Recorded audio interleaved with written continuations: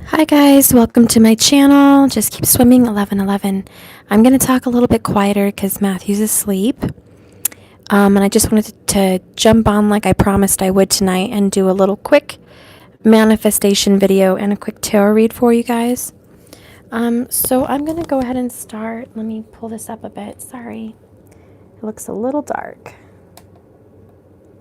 Okay, so I'm going to go ahead and start with the tarot. Before I get into the manifestation, okay? Just a quick reading. I think I'm going to focus this reading. Hi, guys. So just so you know, I'm talking a little bit quieter because Matthew's asleep. Okay? So I really hope you can hear me. This is going to be a reading dedicated to those that are struggling in making this happen. This is dedicated to you guys that are having a hard time getting past hurdles, having a hard time. The Lover's card came out. I was doing my pre-shuffle. I took a picture of it. And in this deck, the Lover's is a young mermaid girl looking in the mirror. And in the mirror, she sees her twin. She sees her lover, her soulmate in the mirror. And that gave me a message that I just wanted to share before I start. When you look in the mirror and you look at yourself and you love yourself, you will find your soulmate and your soulmate will find you. It is the law of attraction. It is where you put your intentions and your focus that you're going to get it back. So I know that. That was just a little pre-message I got in my shuffle, but let's go ahead and get started. Again, dedicated to those who are having a hard time. My reading today, though, was pretty nice, right? You guys saw that? Man, whoever's getting that reading about marriage, congratulations. Somebody said they're getting married Friday. Somebody else said they're getting married July. So congratulations, guys. That's probably your reading. It looks really happy. And I hope it's true for many of us. That tower is a shocking energy. It's not something that you see coming. It's going to be something you don't see coming. So for a lot of us, it could be a surprise that our love is actually taking a step up and manifesting into a strong commitment or marriage. So we all have our hopes. You guys, I'm not even kidding. I'm not kidding. Look, just look. I'm not touching anything. I'm not touching it. You saw it fly out, did you not? You saw me shuffling. I told you in my pre-shuffle, what did I find? The Lover's card with the woman looking in the mirror at the soulmate, remember? Look what I got. I got the Lover's card. It just flew out. Hang on, guys. I gotta get Matthew real quick. Hang on 1 second. I'm sorry. I know it's alive. Okay. All right. Okay.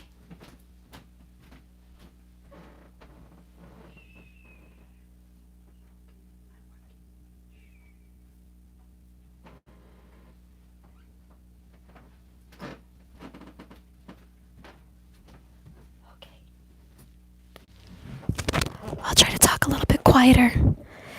I hope you guys can hear me. I'm going to try to talk quieter. Anyways, look at this, guys. I got the Lover's card. And I was just talking about that, and when I tell you that spirit is in my life and in my room and around me and talking to me and giving me these messages and these downloads, it blows me away that he's still here. I mean, as a tarot card reader, I'm happy this card came out because it happens a lot with me. But really, it's spirit. And I get these messages, and sure enough, the cards come out, and I was just talking about this, and I'm like, wow, I can't believe the Lover's card came out. Now, there's two things that I think about when I pull cards like this because I'm a Sagittarius, and I'm always trying to dig to the bottom of the truth. One, my mind always goes somewhere. My mind always goes to the law of attraction. Maybe because I was thinking about the Lover's card that I just saw, I attracted it into my energy again. Total possibility. Second possibility is Spirit really does have this message tonight about the Lover's card and looking in the mirror, loving yourself. So there's two spiritual messages that I can relate to. But do you see where my mind always goes? It's like I'm always doubting. I always look for the truth in the matter. Like, is this really spiritual? is this really a message from spirit, you know? Or is it the law of attraction? Is it just some scientific magnetism that I attracted this card into my reading? I don't know. We'll leave that message up to the universe. You know what I mean? But as of right now, I'm going to take it and just say thank you, to be honest. So anyways, as I was saying, and I'll read this card for you before I get started on the reading so you can know what I'm talking about, and I'll hold it up. This is just going to be a quick reading. Anyways. Hopefully you can hear me. One of the longest relationships we have in our physical incarnation is the relationship we have with ourselves. We spend the majority of our lives trying to reconcile the two parts that make us whole, the physical and the vibrational. Sometimes we see it as experiencing two different lives via two different selves. In much of the same way, our younger mermaid here is trying to envision what she would like to be and who she would like to be as a human girl with a life on land. The relationship we have with ourselves is hard, it's messy, and often sometimes it's really complicated. Why are we here? Why are we here in this body? Why in this family? And why am I in this situation right now? The relationship we have with ourself serves us as the baseline for all other relationships in our physical experience. Learning to deal with this duplicitous self is therefore more important than most of us truly believe. Here upright, it speaks about the lovers in two energies, two pieces coming together to a journey. It is a reconciliation of opposites for more cohesive love. This is the card of Gemini, the twin energies of the self represented by our mermaid here. Is she seeing the other part of who she is, her divine masculine? Or is she seeing who she wishes to be? This is one of the many questions the lovers raise. Do you know? Thank you so much for your 777. Thank you. I'll read your comment in a second. Do you even know what your other half looks like? Can you even identify the energy that surrounds your vibrational self right now? The self not tainted with ego? Making time to get to know yourself is important. Making time to love and honor yourself is a part of setting the foundation for the entire relationships you'll ever encounter. Whatever comes next is up to you. I'm just blown away that I got this card. I mean, it was in my pre-shuffle, and then I want to give you a message. And here it is. Poof. Pops out in my reading. I really do want to talk on this because whoever wrote this book and these cards is a beautiful artist and a wonderful, wise person. But on a deeper level for some of our twin flamers out there, your other half, you can see yourself in their eyes. You can see who you would be if you were in that opposite sex or even the same sex, like who you would be in that masculine version, who you would be in a feminine version. You should be able to see yourself there in some way, okay, if you are on that journey. And there are things you like and things you won't like. I feel most of the time, if there's something you don't like about that person, maybe there's something you don't like about yourself that isn't fixed. Now, I'm not saying you have to be perfect and balanced and completely aligned with yourself to come into any kind of union. I'm not saying that at all. But I am saying it probably is very honest that whenever we want something to come to fruition, we should start with ourselves. And I know you've heard that 1,000 times. And you're like, Stephanie, we've heard that over and over. We know. We hear it all the time. But you know what? It's a lot easier said than done. So Let's talk about how do we get these energies done? You know what I mean? So I'll share with you a personal manifestation in a minute. Okay, but let's just do my little mini tarot card. Let me read that comment that someone said. Thank you so much for the 777. Love and light, beautiful. Your readings are always appreciated, and I'm glad my path crossed yours. Thank you so much. I appreciate that. I'm no perfect human being. I'm not perfect, guys, but I do my best to be here for you and guide you the best way I can. Sometimes I trip and fall flat on my face. Sometimes I do wonderful. Just depends. Okay, Spirit, I want you to reveal to me, please, the truth about the situation for someone that is really struggling to come into union. I understand they have to look at themselves, and that is part of it. I do see a reconciliation, and I feel it. I feel it. But, Spirit, please give me some guidance here. What path are we on? What steps need to be taken? And what do you see in the outcome for us? Please share your important vision and truth with us now through these cards. For the collective that is watching and really struggling to manifest a relationship that they feel is definitely for them and in their path.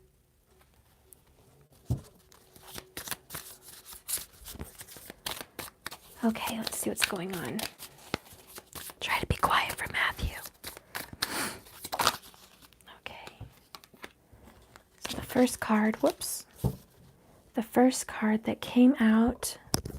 Wow, that's totally what I'm talking about. Look at that, 10 of Wands.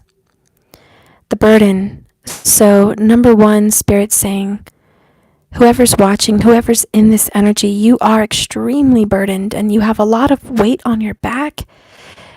Some of us might be making this journey harder than it is. I'm hearing the word ego. I don't know why it came up, but it just did. And the reason I think Spirit's telling me about that word is because we have some kind of vision, some kind of manifestation that we are not willing to wager, we're not willing to budge or move on. And we're dedicated on this path, and we just have a specific outcome that is not flexible. And I think he's telling me that we need to be flexible. It's a beautiful mermaid, and she's carrying wood out of, looks like a volcano area in the ocean. She's by herself. She's strapped all these wands on her back. No one's there to help her. I feel this could be a divine feminine energy. And I do feel like, male or female, you're by yourself. A lot of this journey, it's just you. A lot of you may have children to care for, or parents to care for, other people to care for. And the weight of the world is a lot. You're meant to swim and be free and love and heal, but you choose. You choose to carry the weight of other people's burdens on your back. And it makes me want to cry because it's like you choose that. You pick up the burdens of your loved ones, even if it's a lover. You pick up the burden and you carry it, and you're so strong. You're so strong. A lot of the people that you carry the burden for, you carry it because you know they can't. And the very act of carrying it for them makes you stronger. And do you see how it's mind over matter? Do you see how the love you have in your heart and the faith you have in your mind that you can do something that seems out of your grasp, out of your touch, just, I'll carry it for you. It's a burden that no one else can carry. And I'm sorry that you have to carry it, but you are. It's a choice. But it makes you stronger. So I don't think that you resent it. It's just painful. Okay? It's just painful. And it makes me want to cry, but I'm going to try to keep it together in this reading. The next card I have here at the bottom for you, I'm feeling like I need to pull them from the bottom, is the Fool. And I honestly feel like Spirit's asking you to let it go, and that's an impossible request. Spirit's like, hey, you over there with the Ten of Wands, can you drop that off at the next stop and just carry a little bit with you and start fresh, become a new person, transform? And the answer is almost, I don't know if I'm capable of doing that, because I think you're holding on so tight to these burdens, and you're afraid that if you let go, everyone else is going to fall. Everyone else is going to struggle. People are going to lose it. You're keeping it together. So here you are, you're keeping it together for a lot of people. And Spirit wants you to have a new beginning. Someone here could definitely be in an Aries energy, which, the fire sign and the Fool, it is an Aries energy. But even if you're not an Aries, okay, it's about being a leader. Because what does the Aries represent? Mars, a soldier, a fighter, someone with strength and endurance, a lot of it, charisma. You have an energy about you that you are capable of carrying this, and you know it. It is hard, but you're doing it well. There's a new beginning coming for you. It's a new start. You're going to be free. This mermaid, I just noticed, is coming out of the water onto the shore, losing her fins, her tail, and becoming human. So she's stepping out of one realm and walking into another. I also see this as, if you're a divine feminine, male or female, you're leaving a feminine energy and stepping into the masculine energy of fire. You might be walking through fire. Okay, let's see what else is happening for you.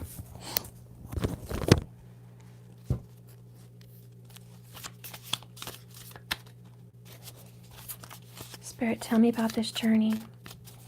Tell me about this person with the burdens. What's going to happen with this Fool? Tell me about this journey, please. Reveal your truth. Okay. Wow, I got the Wheel of Fortune and the Five of Pentacles. I'll show you each as I talk about it. This is heavy on my heart. You are going to have to take some kind of a loss. I know you don't want to hear this. We're just going to keep going. This is the middle of the story, not the end. This is a willow tree. Ever since I was a little girl, when I saw the willow tree, I felt sad. There was a book when I was like 3 or 4 that I would read when my parents were divorcing, and there was a little girl at the bottom of the willow tree, and she had this little knapsack. She just took some sandwiches and some toys, and she wanted to get out of the house because her parents were fighting, and she knew that everything was falling apart around her. And she just went under that willow tree to have some peace and get away and cry. She was torn apart, that her family that she loved so much was torn apart. And she couldn't do anything to stop it. She tried in the story. She tried. She couldn't. She made, every effort as a kid. And her parents got remarried in the book. I'm talking about a book, a little kid's book. And the dad got a new wife, and the new wife had 2 kids that she tried to get along with. And the mother got remarried to a man with a dog or something, no kids. But it was like she got pushed into a blended family. And the story was about how sad she was and how she didn't want that family to end. She didn't want that divorce to happen. She wanted her family to stay together. And in the story, she was crying on the bed with her mom, and Mom, please make it work with Dad. And Dad, please make it work with Mom. And they told her, it's not your fault. This energy's just not, this love, this family is just not able to stay together because we're happier apart. We fight all the time here with you, and it's terrible. And we don't want that for you. And we don't want that for us. And that's how I felt as a little girl. I always wanted my parents to be back together, and it never happened. My dad was later killed anyways, but what I'm feeling in this story is the loss, just like that little girl in the story. Knowing that you can't turn it around, it's fate, you can't change it, you can't fix it. It's just out of your hands. And so you can cry there. It's okay to be sad. It's okay to be under this tree and cry and let go and lose what you can't keep together, because it's too much. It's just too much. You can't keep it together. I know you want to. I know you can. You can keep trying.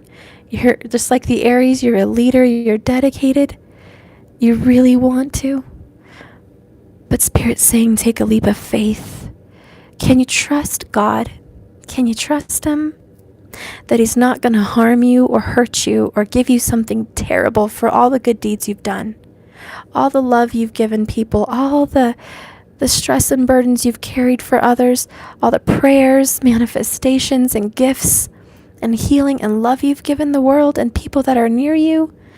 Do you think that Spirit's going to hand you something that is not worthy of a beautiful soul and a heart that you are? Spirit's saying, don't think that of me, please. Please don't think that of me.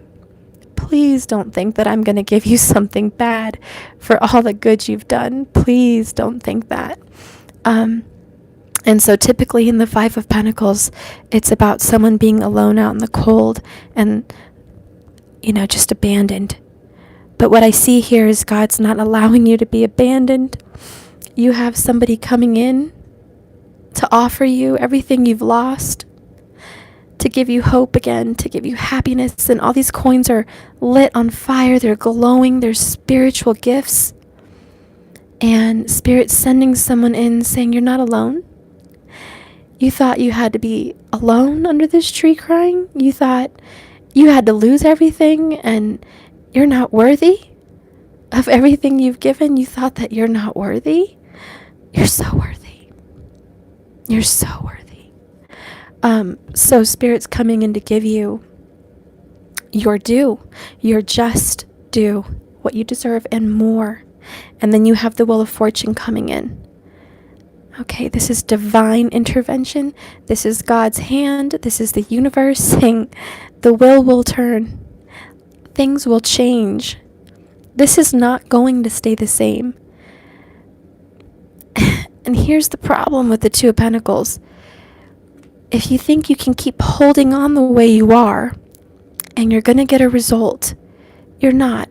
As much as Spirit loves you, as much as He adores you for carrying this burden for other people, Spirit's saying that's not the way. I'm going to help you.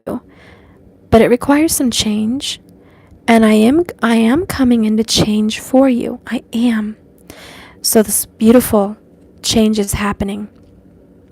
And you can't stop it. It's on the way. It's on the way. It's here. It's movement. It's action. And Spirit's saying, prepare. Prepare, baby, because I'm coming for you. Spirit, God, your Father, Divine Mother, we're coming for you. We're not going to leave you under this tree alone. No, no, no, we're not. Let me show you what's going to happen here. Besides the fact that you already got the Lover's card, which is perfect. You are promised a reconciliation. Spirit saying you deserve more. Let me tell you this. This is a message that I feel very strongly in my mind. You deserve more than you're even manifesting. More. And that's why Spirit is saying no to you. Spirit's saying, honey, you think you just deserve what you asked for. Here's the problem. I'm not going to give it to you. You know why? Because you deserve a lot more than you just asked me for. And it's not justice. I owe you more than that. I'm going to help you. So let's see what's happening here. Okay. Get that out of the way. Spirit, please reveal to me what you're bringing in with this Wheel of Fortune. Reveal to me what you're bringing in with this Wheel of Fortune.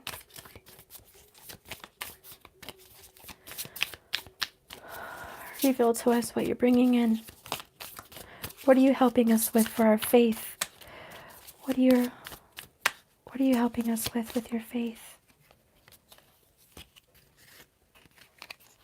What are you helping us with your faith? Okay, well, these want to come out. I just wanted one, but I'm not. I have to take them. I'm sorry. Obviously he has a bigger message. Okay. All right. The Tower comes at the end. Okay, so what you're going to be getting is truth. When I read this in this book, it talked about a secret, and it was like the sword represented a secret. The sword represented something hidden from view, and now it's being shown to you. Now it's being given to you, but it was talking in this book about a choice. You don't have to pick it up, but it is being revealed, and you have the opportunity to have power to change a situation and to cut something out, and that is this Ten of Wands. Underneath the Fool is the Hanged Man. And I'll read from that because I haven't really read from it in this deck yet. But obviously it's self-explanatory. This person is caught in a trap, feeling stuck. It's a lot different than a lot of hanged mans, because this person is like prey. He's been hunted. He's been captured for his magical abilities. And now he's left there alone. It looks deserted. It's very gray. It's certainly not a happy card. And the Fool is a very happy card. So I feel like your whole world is turning upside down, is the message I'm getting. Spirit wants you to realize that everything is going to feel upside down. Everything's going to look reversed, like you're trying to read words through a mirror. So that's what I'm getting because of this mirror, you know. Whatever you're trying to see and read and tear apart, it looks completely backwards. Underneath the Five of Pentacles, we have the Seven of Pentacles. I got this earlier today. And it's about waiting for something to come, being patient. There's a beautiful gift on the way. The Hanged Man does talk about patience. Spirit is saying, when you take a leap of faith, I'm going to give you whatever you desire and more. And if any of you guys have ever had children, I know not all of you have, but you imagine this baby and you prepare your room. And you get the room ready for the baby, and you imagine what this baby's going to look like. You do the ultrasound. You're like really excited. And when the baby comes, it blows you away. This baby is more beautiful than you imagined, more loving and special than you imagined. Everything that you dreamed of with your child is even better. And this child, just like Matthew, he was unexpected, by the way, but he blows me away. He's so cute. He's so sweet. He's so loving. The way he talks is so different from my other kids. And he's just so unique. And my little chipmunk cheeks, I can't imagine life without him. He looks different than I expected, to be honest. And I think this card is kind of like that. When you have a child, you're expecting something. And 9 times out of 10, they come out looking different than you expected. And in fact, they are different than you expected, but they're better. They're better than what you were hoping for.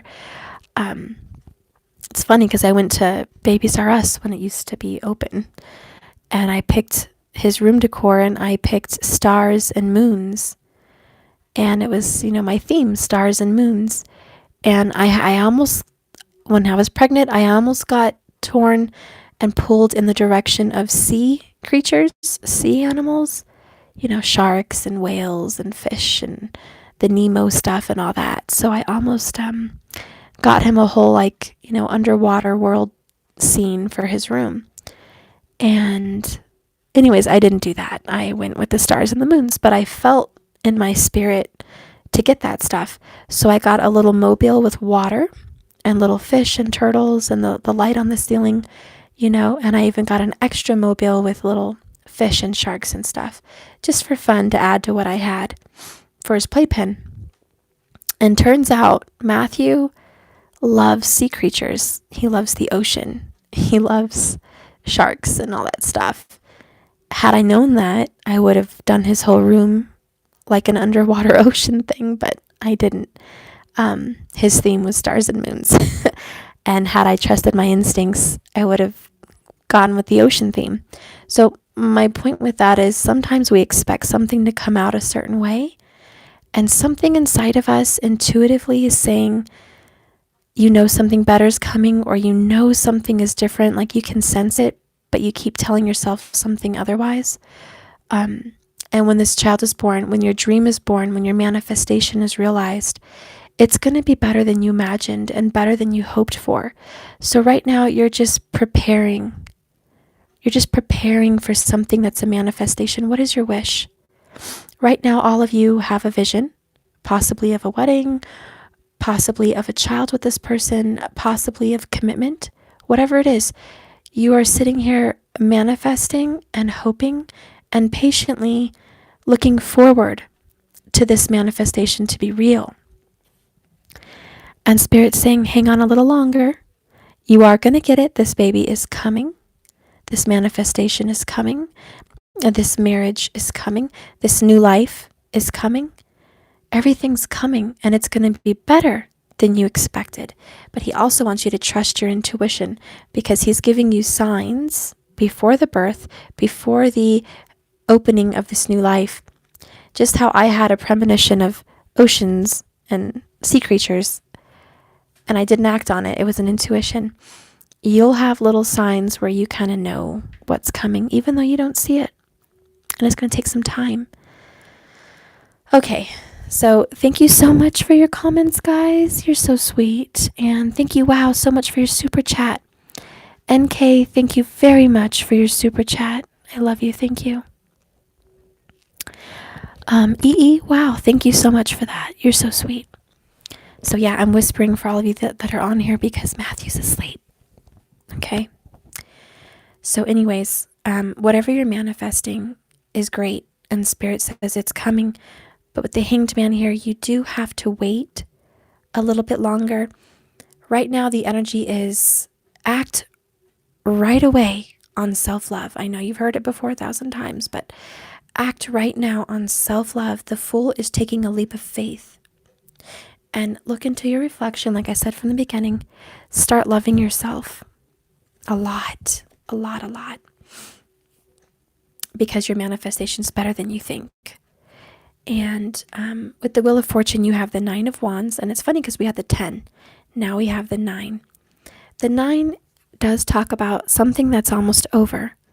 And Spirit's saying, I'm going to give you a sneak peek. I am going to bring the Wheel of Fortune. But 9 of Wands, you're not completely done yet. You will be. 9 of Wands, 10 of Wands, it's coming very soon. I feel like there's something about a week. Okay, 1 week. This is a week of change. This is a week of looking at yourself. So I think a lot of you this week are going to be really taking that long, hard look in the mirror. Looking at every detail about yourself, what you want to change, what you love, what you want to embrace, and what you want.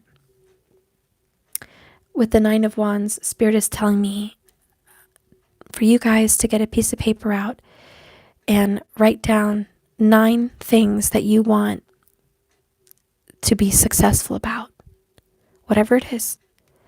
But 9 things. And you speak them every day for a week with a candle, a little tea light candle. And speak it every day for a week. And it will come to fruition. Aurora, you lost a little girl. I'm so sorry about that.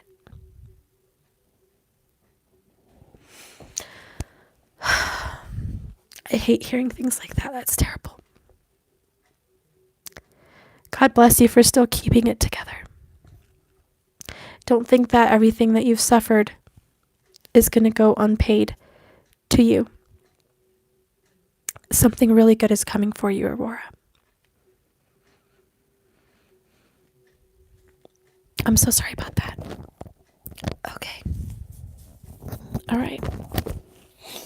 So past the 9 of Wands, we have this Tower card, which is Scorpio energy, and it's about divine changes, and it's about sudden things that come in to destroy a foundation. You are being told right now that whatever you're going through, whatever you're hanging on to with this Ten of Wands, all these burdens, your outcome perhaps, whatever this is that is being held on so dear to you, Spirit is lovingly telling you that it has to go. And I know that is so hard to hear. I did a private reading on myself earlier this morning, and I got that message for me too, and it was, let go. Whatever you're trying to do, as hard as you're manifesting, as hard as you're pushing this, how exactly you want it isn't going to pan out. I'm going to have to take the wheel. Spirit told me this. I'm going to have to take the wheel. I'm going to have to prepare you for a loss. But after the loss comes the sun. After this comes the star. After this comes something really good. And I guess, my tropical sign is a Cancer. I have a very difficult time letting things go. I've learned a lot about letting things go, especially with my Mula Nakshatra and Vedic, with my Sagittarius and everything, and I've learned. But still to this day, there are things that I struggle with. Letting go of memories, nostalgic items, letting go of something that I am dead set on. And I do have an Aries moon, so I can relate in this reading a lot. An Aries moon in tropical. So when I have my goals in my mind and I have something I'm determined to do, I really just don't let it go, guys. I don't let it go till I succeed. And normally that's a really good thing to have inside of you. And Spirit likes that about me. He loves that about me.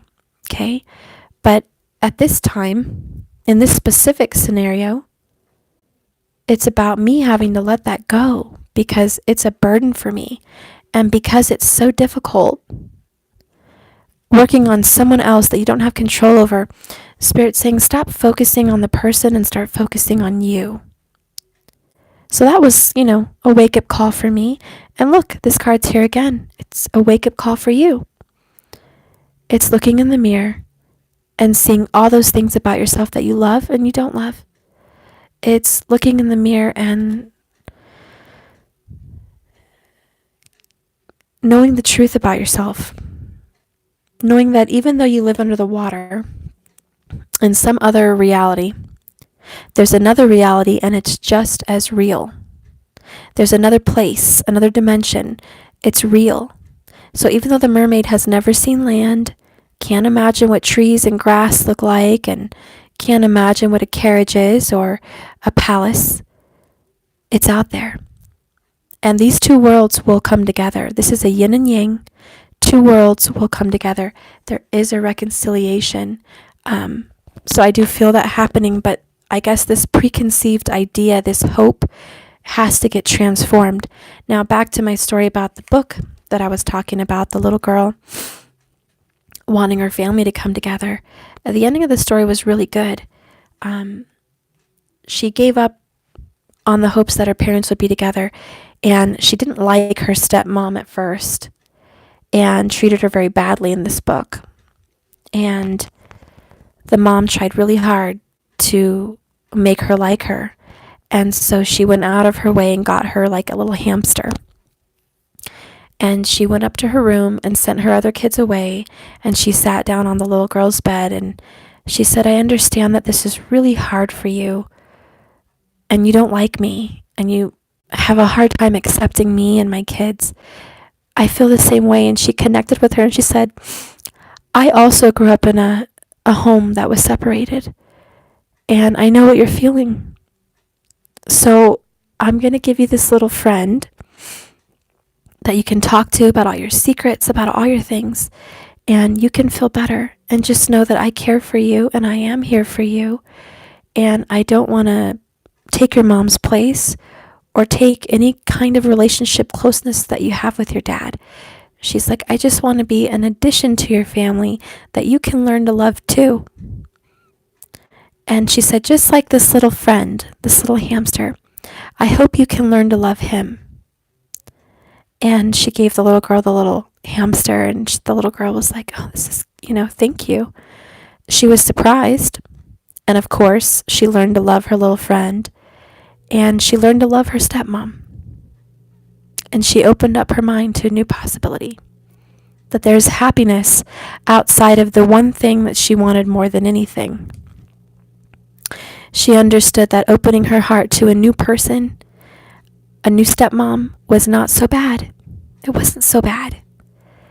And a lot of us struggle with that. It's like if your divine person maybe had a child with somebody else, or, and you're having to accept that they have a child with someone else. And that kills you because you wanted it to be you. You wanted it to be just with you. And now that entire manifestation is destroyed. Spirit's saying let go of those ideas and thoughts that it has to be one way, and know that this new world can be really beautiful. This new beginning can be really, really beautiful. And I've seen some people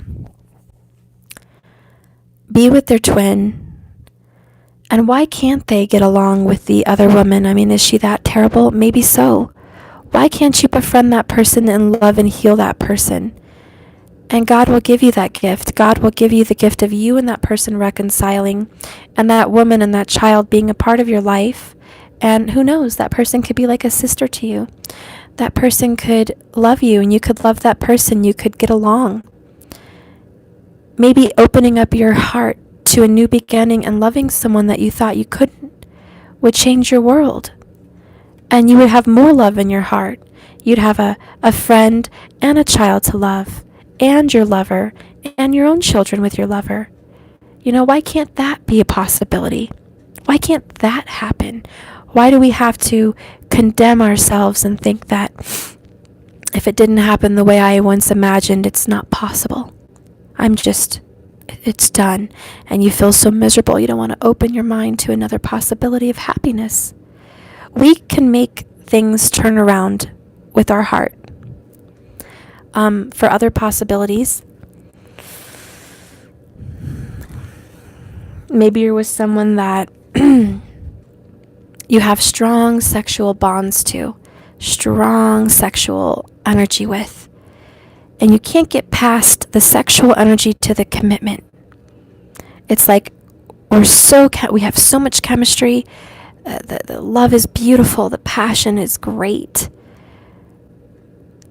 But we can't get past this to get to the commitment. And the problem here is you have to let go that it has to be one way. Spirit might be telling you this one very important fact. Step into a new direction. Maybe don't have all that kind of passion. Maybe you still could, but maybe start looking at things differently. Okay, which is the Hanged Man, seeing it differently. Maybe start being a friend. Instead of imagining your lover as such an important role in your life, maybe see them as you getting to know them again. A very strong, deep, intimate friendship where you laugh, where you play, where you enjoy the moment without an expectation. And what I mean by that is where you have a sexual encounter with this person. And instead of hoping that they call you the next day, or that they tell you they're in love with you, or that they open up their heart to you, that you just love and enjoy that moment, give them a hug and a kiss goodbye as they leave, and smile and whistle and live your day. And feel so happy that you had that moment, and you just feel on top of the world instead of worrying what's going to happen now. Is this person going to call me? Are they going to reach out to me? Are they going to want to commit to me? Did I do the right thing by being physical with them? Should I have? Should I not have? Is this all this is between us? Is there more? Should I, all these worries, all these burdens, you know what I mean? Is the point I'm trying to get at is if you do have a passionate relationship, let go of the burdens and the worry. Enjoy it for what it is. Stop thinking it has to be a specific way for you.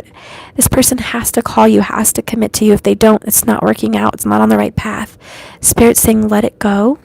Let go of those ideas. Let me work on this person. Let me touch their heart the same way I'm touching your heart right now. Let me show them the beauty in your eyes.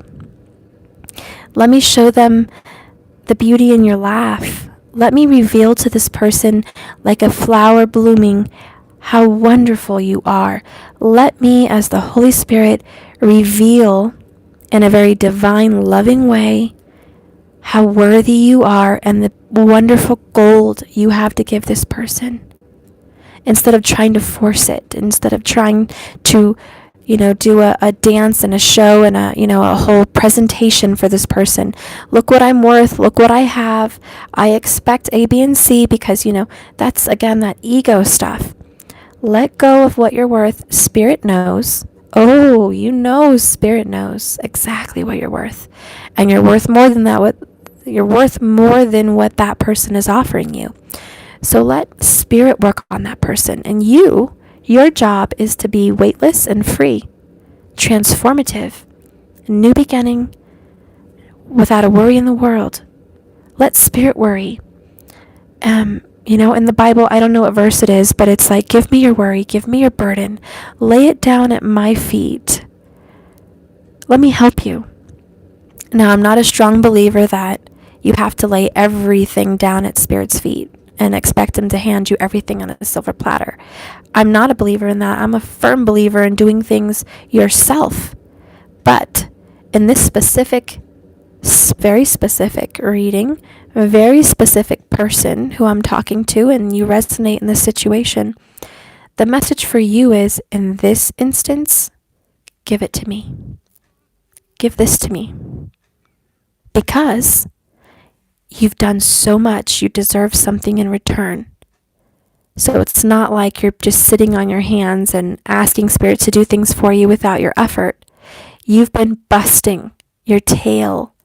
You've been the hard worker. You've been the only worker in some instances here. And because of that, Spirit's saying, because of you, you're different than many. And your journey is very different.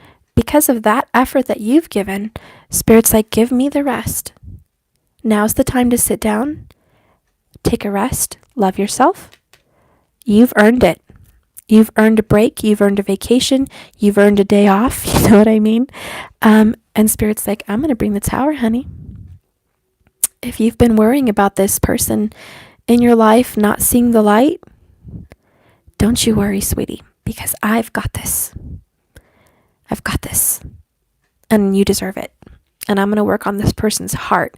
And the way Spirit works on someone is not by destroying their lives, but by revealing the love that they have. Revealing who you are. Spirit likes to work in a very loving, sweet way. He's not always destructive. The mother Spirit, the feminine side of Spirit, is very loving and nurturing. And the feminine side of God is going to reveal your beauty. Like, that movie Shallow Hal? How Tony Robbins did the little whatever, and the guy started seeing all these different women for who they were inside, not for what they looked like. It's kind of like that. Spirit's going to do some little mojo on this person, snap their view, change their perspective, so they see you for who you are and what you're worth. And because of the way they see you, it will change the desire they have for you. It will change the way they take actions towards you.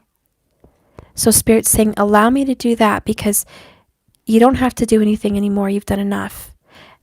I just want you to wait and expect the beauty of your manifestation that you've been waiting so eagerly for. And trust me when I say this. As painful as it may feel for you to walk away and go towards yourself, or to let go of this energy that you've been hanging so tightly on, as painful as that may be, it's not over. This is the final hour. This is the last minute in the 9th inning. And when you least expect it, the shock is the Tower. And I'll reveal that. Whoops. Okay. Well, that just came out. I mean, that was the easiest little shuffle I've ever done in my whole life. Wow. Look what I got. 4 of Wands. I'm just going to cry. I'm just going to cry. I really. This is like the Tower. Spirit's like, honey, yeah. The karmic situations are over. Not because I want to hurt the karmic. Not because I want to hurt your person.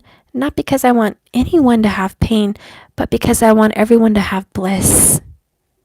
So the karmic relationship is separating because they have someone they love more in the future. There's someone that's going to make them happy. And that karmic person is going to be so happy out of this negative vibe. And your person is going to feel so happy they got out of that situation. And they're going to find true love. Look at this happy couple on the beach, just married, enjoying their honeymoon. There's a full moon. The emotions are so high. They're looking at a mountain like a pyramid, all these things they've had to overcome. And they're just looking back at it like, look at our journey, honey. Look at our journey. Look at all we've been through. The losses we've had, the deaths of our loved ones, the struggles in our jobs, the ups and downs in our spiritual journey, the finding out who we are as people, the maturing to who we are as, this masculine and feminine energy and following our path. Look at all we've overcome. Look at all we've done. Are you proud? I'm so happy I found you. I'm so happy that we waited. I'm so happy that it took this long so I can enjoy this moment with you. So I can feel how good this feels with you right now. I'm thankful for all of it because in this moment it's absolutely perfect. Perfect. Perfect timing. And I see they have a picnic basket, so cute. And they're just super happy. The 4 of Wands, as you know, traditionally is seen as the 1111 gateway, a portal, a doorway into the spiritual realm. And I do feel this is a spiritual union. It is a doorway into the 5th dimension, but it got brought down to the 3rd dimension. It's like this is the portal. You guys are going to be right here in physical union because your 5D love and your 3D love will meet at the same time. This is the portal. This is the power. I see, again, I have to say, I see commitment and possibly even marriage, obviously. Commitment and marriage, but more than marriage, I see 2 lovers that are destined to be, that with the energy of the Emperor have a very beautiful foundation. They're a power couple. They will not be destroyed, and their foundation is solid. And it's built on pure passion and pure love, represented by the wands. This love is represented by passion, not pentacles, not money, not material things, but spiritual. Remember, the wands also represent spiritual energy, passionate and spiritual energy. Very beautiful foundation for a real love, true love. Okay, so the Tower's bringing this in, bringing this home. This could be a fire sign that we're dealing with here. Just saying fires, I feel it. We have the 10 of Wands, the 9 of Wands, the 4 of Wands. Okay, bottom of the deck, we have the Queen of Wands. We could be dealing with a, I already knew Aries. Plus we have the Fool, the Aries. So I know we're dealing with definitely an Aries. But of course you can have Leo and Sagittarius. Okay, the fire signs are here represented by the Queen. Spirit, what additional message do you have for the lovers? Let's just get an additional message. Spirit, please reveal to me an additional message.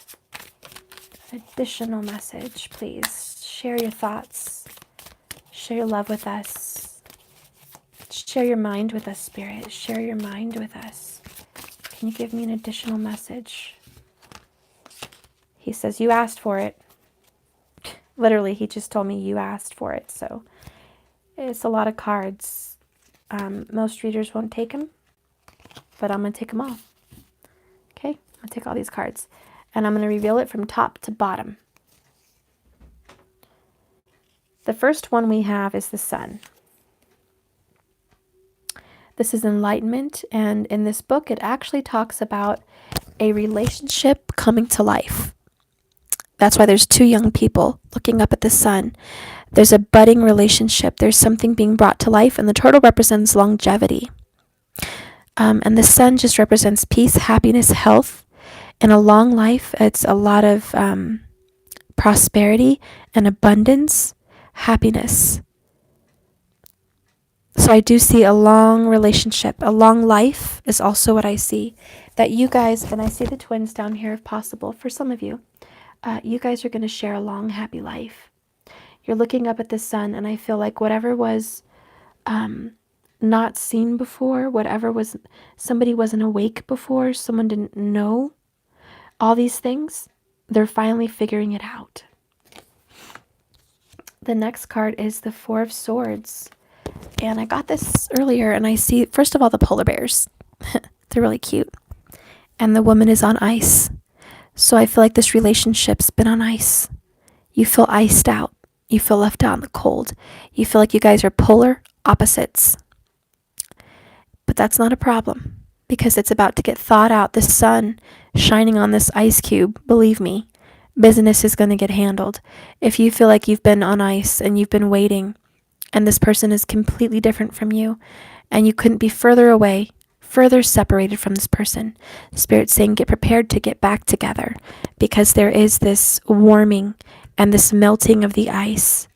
And I see rabbits and polar bears. So that is the energy of rebirth. Springtime, rebirth, transformation, coming out of hibernation. So you're on a waiting period. I do see 1, 2, 3 waiting cards. So yes, things are a little bit on hold. But the first step to be taken is self-love. So I do see you guys taking that step. That's the first step. The next card I'm going to pull is the Two of Wands. We got this earlier today as well. This is about making a decision. Twin flames again, 2 wands. Could be, doesn't have to be. Just wanted to put that out there for those that are watching.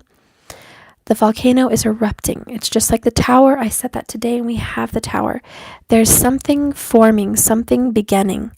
An earthquake, a volcano, an eruption of emotions. This person, could be a fire sign, has awakened like this volcano to love. Awakened like this volcano to spiritual enlightenment. And this person is taking steps and decisions in the right direction spiritually towards their passion, not towards like responsibilities or thoughts or feelings, but towards passion. Whatever this person deeply desires is the energy that is going to pull this person forward. The next card I have is the Eight of Wands. This is quick movement, fast action, movement forward in the right direction. Whatever this is progress. You guys are moving forward. It's not stagnant. Even though we have 7 of Pentacles and Hanged Man, don't think for 1 second that this relationship is on hold, that it's not moving, that it's just stuck. No, Spirit's saying with the Wheel of Fortune and the Tower, major energies for changes. This is a moving relationship. It's not stuck in any means. It's completely moving forward. More fire energy. I do want to tell you that I know this reading we have an air signs, and we have fire. We even have Scorpio and Gemini. But I just want you to know that fire, all the fire signs really stand out. We even have Pisces, but it's like fire really stands out. And I think more than the signs, it's the energy that you guys are full of passion and love for each other. And this relationship is alive and it's on fire. It's not cold. It's not stagnant. It's very vibrant. The next card I have for you guys, is the Emperor. Hello, we had this earlier today. This is definitely stability. It is a healthy foundation. It's strength and power. It's also courage. I'm hearing courage. It takes courage to be an emperor. There's no weak person behind this emperor. But again, this is an Aries sign. So it's about being a leader. You guys are leading the way for others. You're leading the way and paving the way for truth. And I also feel one of you guys out there is the leader in this relationship, spiritually. He's off by himself on a different energy. I also have the Nine of Cups. Wish fulfillment. Happy times to come. This is like a sigh of relief. It's like the Star card. It's complete self-love, self-happiness. With the Emperor and the Nine of Cups, I feel like the minute you start loving yourself is the minute everything starts falling into place. The foundation is being laid out with the Emperor. So allow yourself the time to love you, and everything else starts working. The next card I have is Justice. I had this earlier today too. And I told you, with this Ten of Wands, don't think all your hard work has gone unnoticed. Don't think that Spirit doesn't see what you're worth and what you deserve. Don't think that you're not going to get in the end what is rightfully yours. You're going to get abundance. Nine of Cups, you're going to get more than what you deserve. You're going to get more than what you deserve. You're going to get a bonus. You're not only going to get everything you want, but you're going to get a lot on top of it. The scales are not balanced right now. You haven't been treated fairly. You have been put on ice. You have been waiting a long time and you have suffered losses. But that's because what's coming in the near future is joy. Don't think that all your despair and sadness and pain was for naught. All for naught. It wasn't. Justice is on your side. Karma is on your side. And see that Ace of Swords, which is this one right here? The secrets will be revealed, my love. Those secrets will be revealed, and it will be justice. All those hidden things, Spirit's going to help you. It's going to come out. Yeah, it is. We have the Queen of Swords. So now we have Libra energy here. So we have lots of air and fire, which ironically is very masculine. Air and fire are both masculine. So thank you so much for your super chat, Lisa, Davy. Oh my God, you're a doll. You're an absolute angel. Thank you so much. Wow, thank you for that. $99. I'm just like, whew, thank you. I really feel with this Queen of Swords, the truth is out, and it will be out, and justice is on your side. Queen of Swords already knows the truth. She's sitting in it. She is the truth. She embodies everything that you can't hide. She stands up for what's right. She'll fight for you. And this Queen of Swords, I feel, is an angel, an archangel, somebody on your side saying, I am fighting for you. I am fighting for the truth to come out every moment of every day while this person goes to work, while they live in their life daily without taking a look at the truth and without, understanding that they're taking you for granted. I see it, I know it, and I'm fighting for you. And I'm using all of my abilities and power to make something happen that will be revealing. Okay, this is through dreams. And I also, for some reason, I'm hearing something about a phone. It's like someone might accidentally see a text that they shouldn't have seen, or a picture that shouldn't have been revealed. Somebody's going to see something that shouldn't have been, and it's a spiritual warrior that's on your side. I really feel it's an angel. It could also be someone that's passed on here. This is a Gemini, Libra, Aquarius energy. Vedic or tropical, doesn't matter, but it could be someone on the other side watching over you. Man or woman, doesn't matter. It's just this energy of love and nurturing, sticking up for you, fighting for you, kind of watching you, seeing everything you're going through, your struggles, and going to bat for you and making some kind of a spiritual difference in your life and helping answer your prayers. Someone's hearing them and they're trying to step in and fight for you. I don't know, I'm just getting this energy of someone's fighting for you. Okay. The next card is Knight of Pentacles. First Earth, Knight I have in here. Well, it's not the first Earth card. I have two others. You could be waiting on an Earth sign. You could be air and fire, and you're waiting on an Earth sign or a water sign. Feminine energy, but it doesn't have to be a feminine. It could be a masculine that has those signs. I don't know. But I do feel like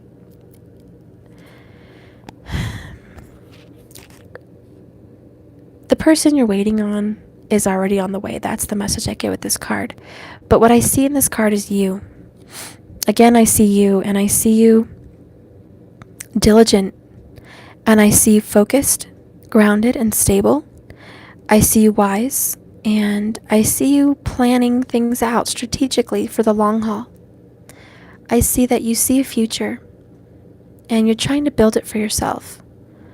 And you're talking to God, you're talking to Spirit, you're making petitions, you're saying prayers, you're making these plans, you're manifesting. You're doing a lot of your diligent effort very calmly and very good, very lovingly, very studious. You're learning. A lot of you are learning about your astrological chart right now. I do know you are. You're learning about who you are, which is what Spirit wants you to do with the Fool and the Lovers. And because you're taking the time out for you, this person is on the way.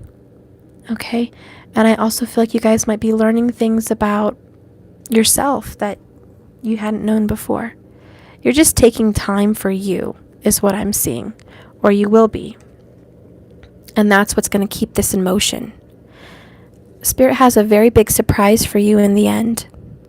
I see a sad card here, 5 of Cups. Oh. And it's the Selkie with her friend, and they can't share the same world. There's a girl that lives on land, and she swims, and she wants to be with her seal or her Selkie, her friend. But they can't. The seal has to go to the sea. And there's this lighthouse between them. And so they always know where to find each other. But they struggle making a life together. And I think that's you guys.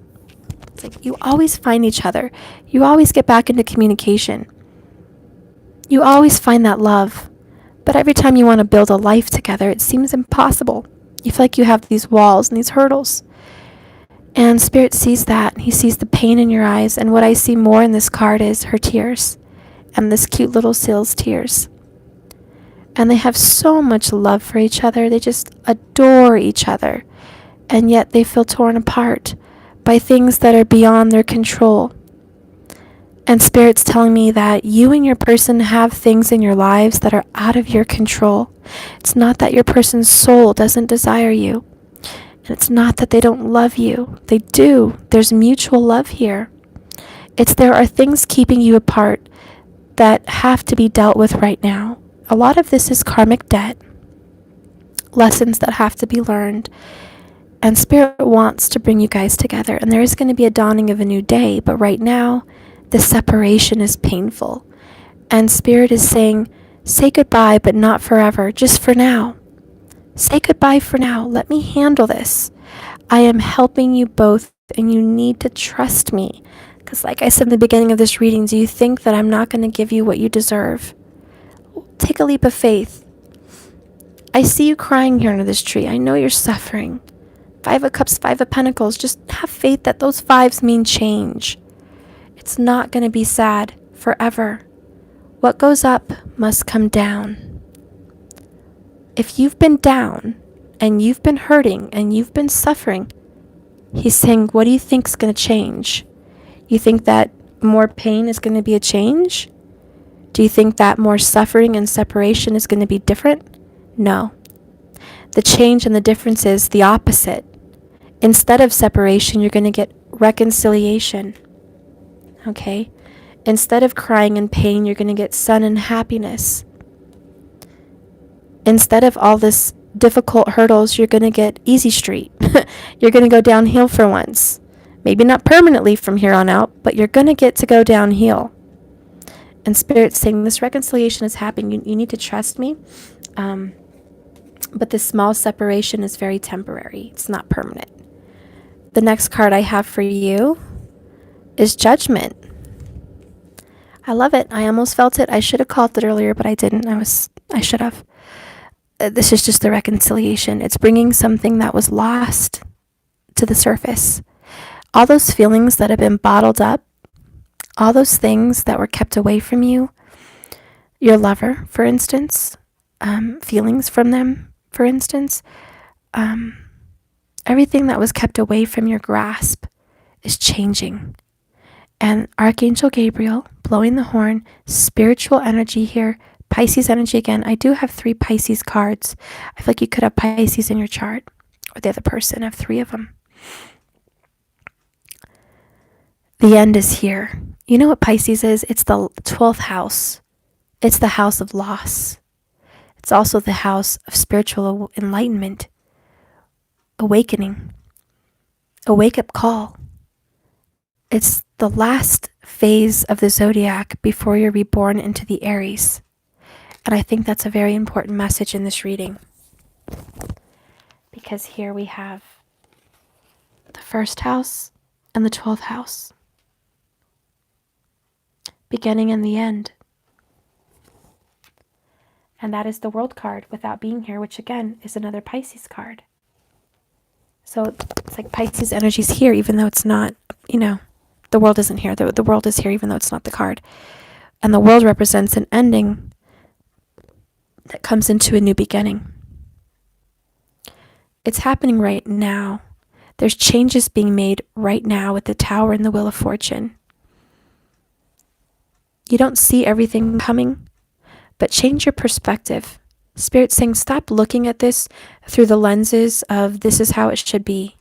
This is what I expect to see. And what I mean by that in details is if you think by knowing the ending is happening, you're going to see it on Facebook, or maybe they're going to confess it to you. Maybe they're going to come to you and say, hey, I ended my relationship or my marriage, it's over. I'm doing A, B, and C now. If you expect these signs to come in a specific way, don't. Spirit's saying let go of the burden of hoping it's going to come in the way you expect. You may not see it even coming. You may not even see it or hear it or smell it or know it, but you can feel it. You can feel it. And he just, Spirit's like, just trust me. I know there's a secret coming. It's going to get revealed. It's a matter of time. Have a little more patience. I know you've had plenty, but have a little more. And I think more than patience, Spirit's saying, look, I don't just want to keep telling you to be patient. What I want to tell you is, do you trust me enough to know that I'm not going to screw you over? Do you love me enough to know that I'm a loving, giving father and mother? Do you love me enough to know that? Do you love me enough to know that I know what's best for you? Because your faith is important. And Spirit's saying, I think some of us have lost faith because of the burden. You may have lost some faith in Spirit. He doesn't want you to do that. Sometimes we're led so far, far, far away from our desires that we lose faith. But you have to say these things to Spirit.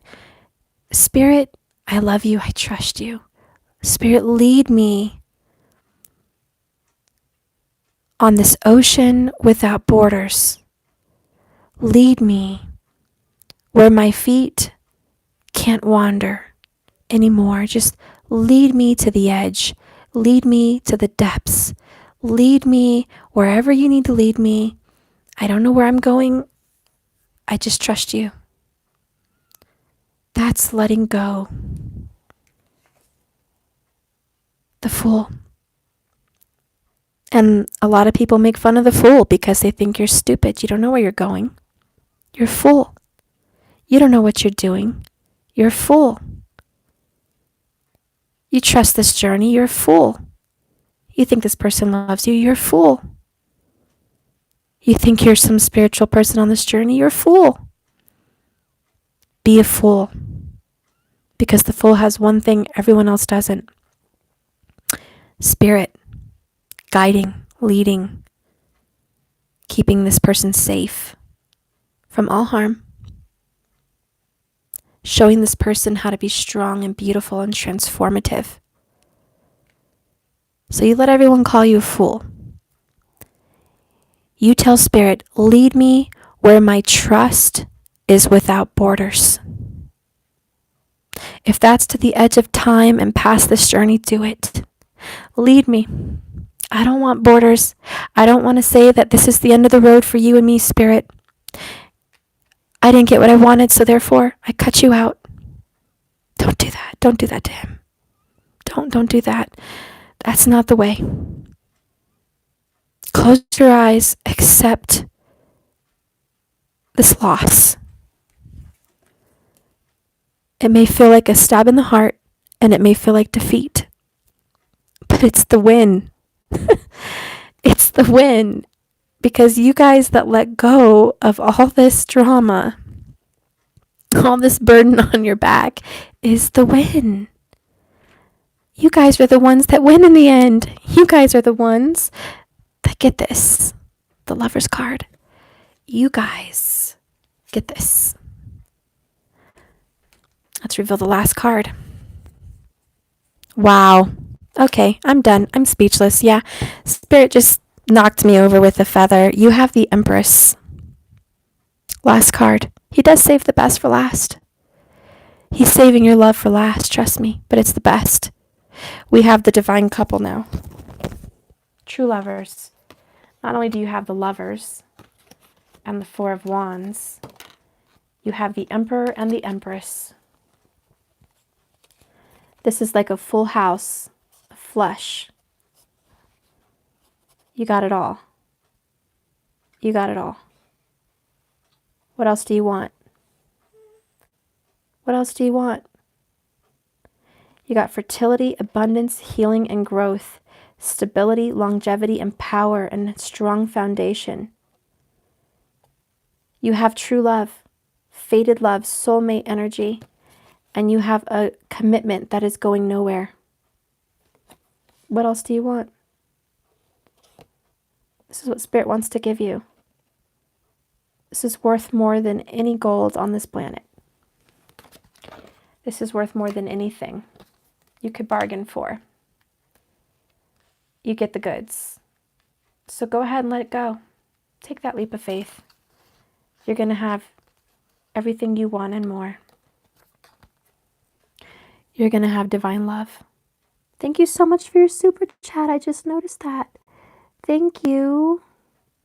Thank you so much, Michelle. I like that. Trust. Trust. Spirit, lead me where my trust is without borders. He's on your side. She's on your side. This is like God right here. I'm seeing God. He's both. He's masculine and feminine. He's both energies. He wants to balance you out just like he is. Just like she is. Divine Mother, Divine Father, stepping in for you to give you the birth of your wildest dreams and the foundation to hold on to it. So, that's like the best reading ever. Okay. Sorry it was long. I didn't plan on it being that long. I'm just going to do a... He's telling me to read the Ace of Swords. I don't know why. I keep coming back to the Ace of Swords. Oh, look, see? I knew it, and I just lost it. I opened it up to the Ace of Swords, and I just closed the book. Shoot.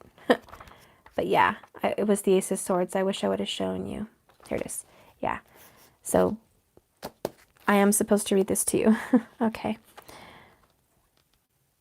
Resting deep on the ocean floor, once on the deck of the ship, was a that was transporting it from faraway worlds, lays the magical sword of knowledge. A snaking rope moves slowly and heavily with the motion of the waves, keeping the sword in place. All that knowledge and power is simply out in the open, waiting for someone. to grab it. The creatures of the sea. This relic teaches us that the value of all of the gifts is in the eye of the beholder. The sword might be the very thing you require, but then again, maybe its secrets don't interest you all. Only you will know. The Ace of Swords brings you a gift, a secret, a knowing that was unavailable to you before, as you were not in alignment with it. But now that you are here and you can see the sword, will you pick it up? Is the offer even relevant anymore? Perhaps the sword offers only the gift of hindsight, and all we know is as helpful as it already is. Or it could be the gift that gives you enlightenment. I guess you won't know until you hold it in your hands. The choice is yours. But there is a gift, and it's either to let go or to grab on, but to trust that whatever is being given to you right now, whatever is being revealed, is exactly what you need. Are you brave enough to grab it? And that is the Fool's energy. That is exactly the Fool's energy. Are you brave enough to grab it? You know what you need. I wouldn't be scared anymore. I don't think you are. Aries energy is just not fearful. But you are ready here to look in the mirror and see your lover for who they are and see you for who you are. Okay? This is a divine love being brought together. There is strong reconciliation in this reading. Okay, let's see what your lover feels about you. Okay, well that was, again, simple. Even if I had you in my arms right now, till the end of this life, it still wouldn't be long enough to fulfill my desire to hold you in all my essence. And I wrote that. But my point is here in this card, it doesn't matter if you had this person now, tomorrow, next week, next year. It would never be enough time. It would never be enough time for you to really enjoy this life with this person, for your hunger for them is endless. You want them, you want all of them, and you want to live forever with them. This lifetime isn't even long enough for you to enjoy them. So don't worry about time. Enjoy the moment. Every look you have from that person, every text, every call, every hug, every touch, cherish it. Cherish it. I think if you start enjoying the moment, you'll stop worrying about the future, and you won't be carrying such a big burden. Because I think you're going to be busy loving yourself. You're going to be doing your hair, your makeup, your car, your house, your job, maybe starting that new business, that new career. You're going to be starting all these new things. You have plenty to keep yourself preoccupied. Got your kids to worry about, your family to worry about. You're going to look better than you ever looked before. You have so much change going on in your life, so much of a new direction with this Fool, a new direction, a new you. Okay, a lot of you getting a new car. A lot of you are building a business. A lot of you are going to school. There's so much change. You're just waiting for the results, for the fruit of all your hard work and labor. And Spirit's saying, stay focused. You have your hands full. You guys have your hands absolutely full. Give this one to Spirit and trust him. The next card you got is, I vow to fiercely love you in all your forms, now and forever. I promise to never forget that this is a once-in-a-lifetime love. From the movie The Vow. And I think you guys feel that way too. And they feel this way about you. They love you in all your forms. Failure, successful entrepreneur, beauty queen, or overweight older person. It doesn't matter what form you're in. 30 years older or 30 years younger. Rich, poor, sick, healthy. They love you in all your forms. All of them. They love you in this lifetime. They loved you in the last lifetime. They're going to love you in the next lifetime. It doesn't matter what form you take, what position you're in. This other soul that you're seeking, that you feel loves you and you love them. You love each other no matter what you look like, no matter what you're doing right now. And they vowed before they even came here to love you in this form today. Who you are right now, they love you. They love you exactly how you are. Getting better is not for them. Becoming more is not for them. It's for you. And you were meant to meet them so they would push you to do this for you, because maybe had it not been for them, you wouldn't be doing this for you. So don't think that your person's only going to love you if you get that successful business, or that your person's only going to love you if you drive that nice car, or your person's only going to love you if you look a certain way. No. That soul loves you regardless. But you are meant to meet them, and they are meant to force you to change, and it's not for them, it's for you. They just happen to be the driving force that pushes you. Everyone needs motivation. This might be your motivation. We'll do one oracle and then we'll end the reading.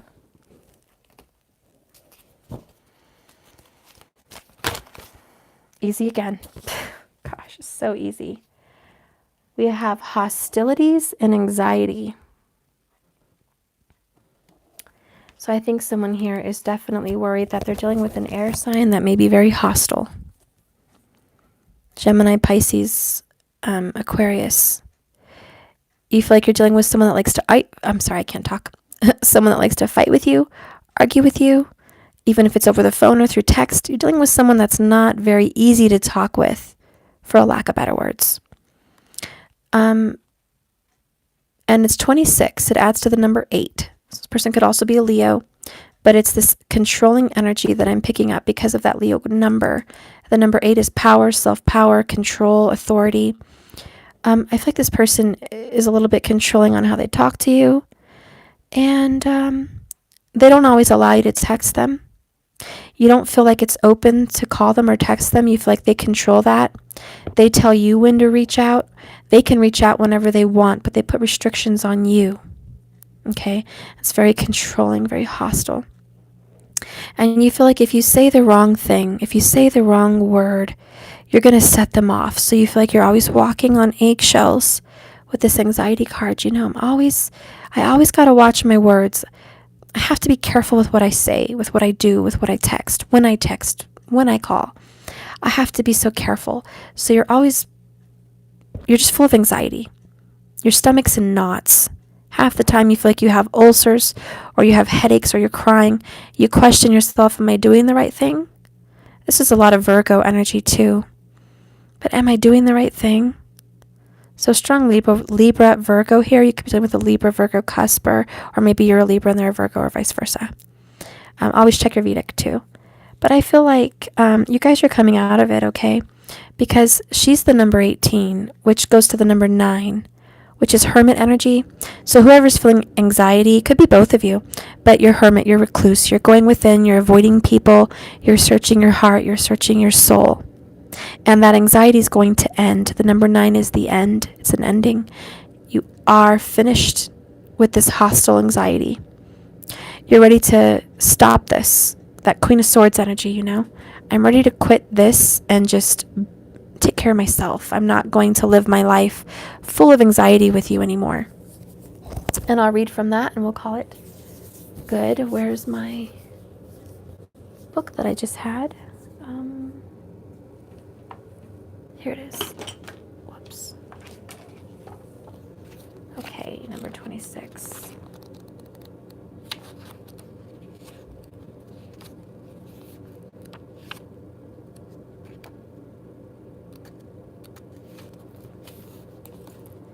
Defenses are up. Okay. And this shows a man raising his sword, an aggressive energy. Very defensive. This card shows his sword is up and ready to do battle. When it comes upright, it reveals a situation where hostilities toward you, about you, or someone else are about to be or have already been engaged. Let's go next. The aggressive energy, the aggressive energy may be verbal or emotional, with someone in your environment being excessively critical, demanding, or hurtful. In a work or social situation, there may be some backstabbing or an in and out kind of energy or slander going on.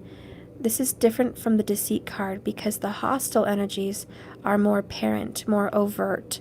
In fact, you may have been living with them for some time. But whether this is a new or old energy, now is the time to regain control. Allow dishonoring treatment from others is an open invitation to the universe to send you more. Okay, let me read that again. Allowing this dishonoring treatment from this person is an open invitation to the universe to send you more. It may feel risky, but do you need to have the courage to stand up? Yes. For yourself now and always. An affirmation for yourself in this energy is, I am receiving the peaceful, harmonious treatment I deserve in my life. I set my boundaries. I make reasonable requests. And I make expectations clear. I deserve better. You do. You do. And this is, standing up for yourself, kind of like the Seven of Wands. Stand up for yourself. If someone's being pushy or rude or mean, and not treating you worthy of how you deserve, Spirit's saying, now's not the time to allow this, because the universe is going to give you more. You're just telling the universe, I like this. Please keep sending me more. I'm okay with this and I would like more. Nobody here wants more of this. The next card is 18, so I'll read that. It's a much longer reading than I intended.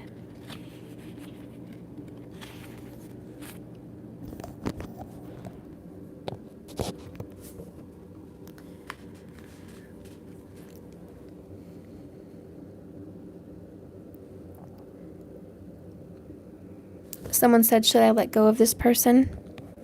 You should let go of anything and anyone that is causing you harm, and Spirit's telling you to let go. That is my reading. Spirit is telling you to let go of the burden. Take a leap of faith and give it to God. Give it to the universe, because if you've done the work and you've done all you can, there's nothing else for you to do here except love yourself. That's all that's left to do here. And until you take that leap of faith into self-love, this can't transform. And the tower needs to hit. So anyways, I'm going to read anxiety. The woman on this card is filled with anxiety. She's worrying about something that causes her a great deal of discomfort. Receiving this card upright may indicate that you're experiencing a time of an increasing stress, perhaps even a situation that you find yourself brooding about much of the time. However, if you'll notice the scene outside the window, the storm is distant and perhaps even moving away. Whatever's going on, this card is telling you to release the worry and let yourself relax. Brooding and fretting will never solve things. So trust in yourself and your process. When you live with a relaxed heart and a relaxed state of mind, you're far more likely to receive the solution that you're wanting. An affirmation for yourself is, I let go of fear and worry. I assume the best and live in peace. All is well. All is well. So Spirit really wants you to keep telling yourself that all is well, even if it's not, because when you speak to the universe, it becomes things. And I'm just, before I end this reading, talk a little bit about the manifestation process that has worked for me, and I hope works for you. And it's about, sorry, I have to talk quiet. It's about speaking things into existence, having faith and believing that it's going to happen. But there's something that's very tricky about manifestation that a lot of people don't pay attention to sometimes, and it's the subconscious thoughts.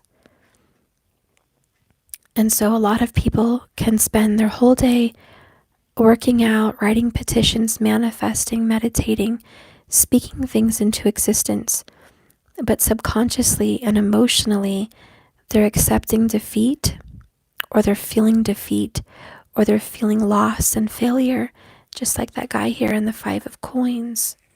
And so when you're trying to manifest, this is a quite different picture from the 7 of Pentacles. And I do want to talk about that in this manifestation because it's very important.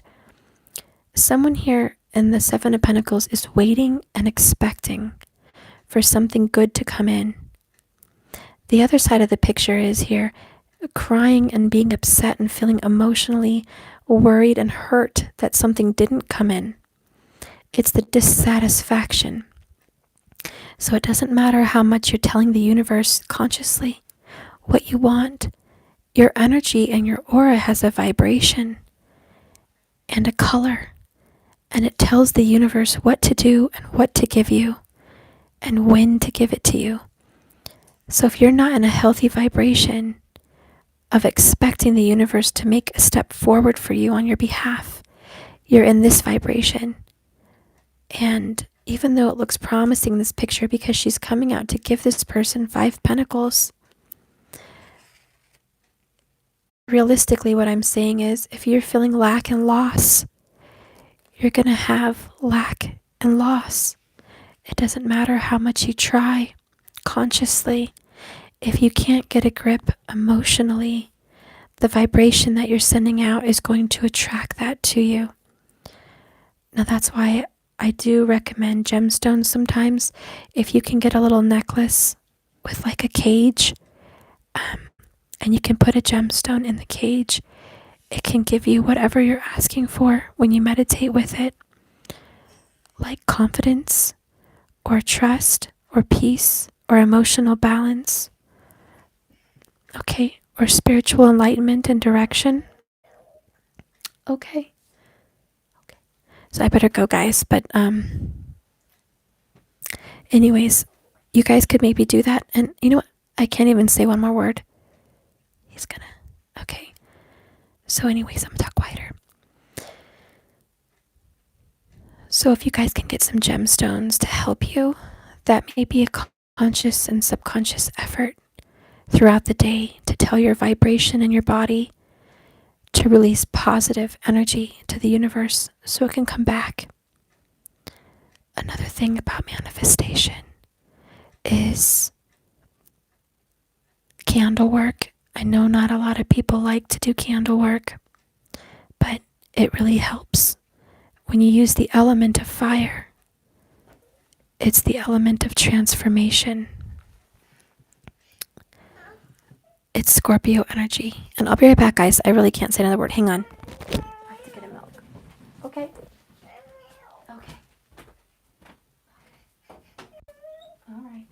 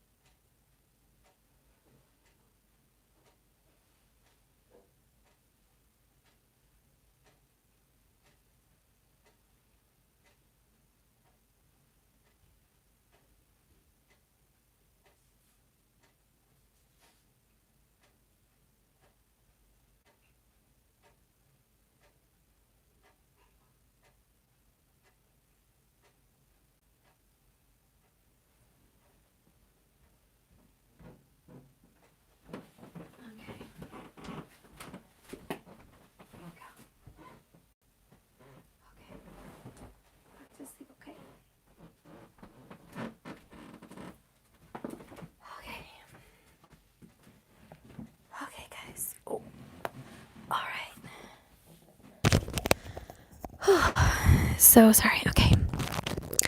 Anyways, candle work. Not a lot of people are up for candle work, but it really helps me. Like I said, using the element of fire is an earth element, and it is the power of transformation and purification. It breaks energies down to the most basic form. So it breaks your wishes and desires and petitions down to the most basic element, which is usually unconditional love and complete trust. And so when you do these candle rituals, candle work, okay, you're going to say at the end of it, and so be this with unconditional love and complete trust. This is happening for me. I accept this, and I am thankful for this.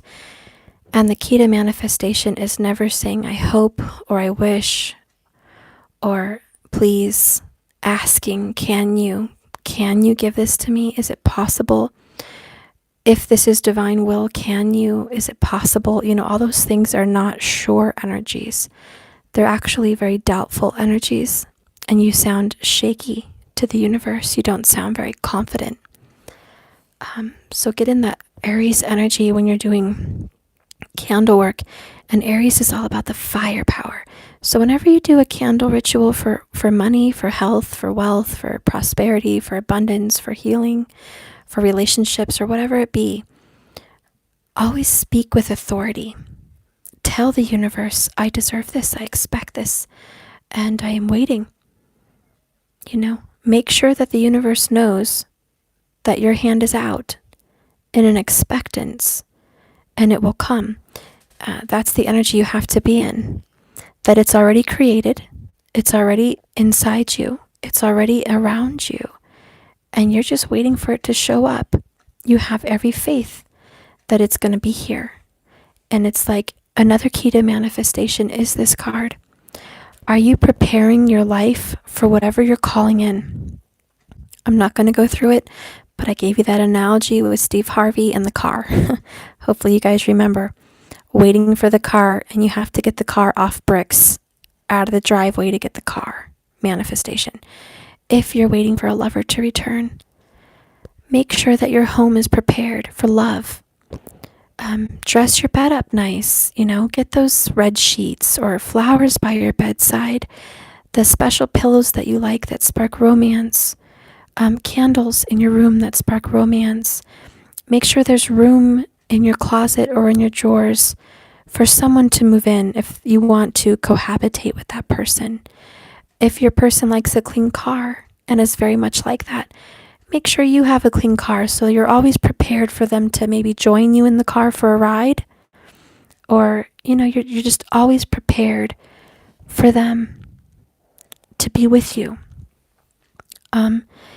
If you normally get really ready for your person, if you see them and you normally get your eyes done really nicely, with all the eye makeup, and you've got perfume and a specific, underwear set, or, maybe you wear something nice, or you have candles lit in your living room, you know what I mean? You spark the mood, whatever it is, when you have your person over and you prepare, you prepare for that person to come, do that every day, or at least often.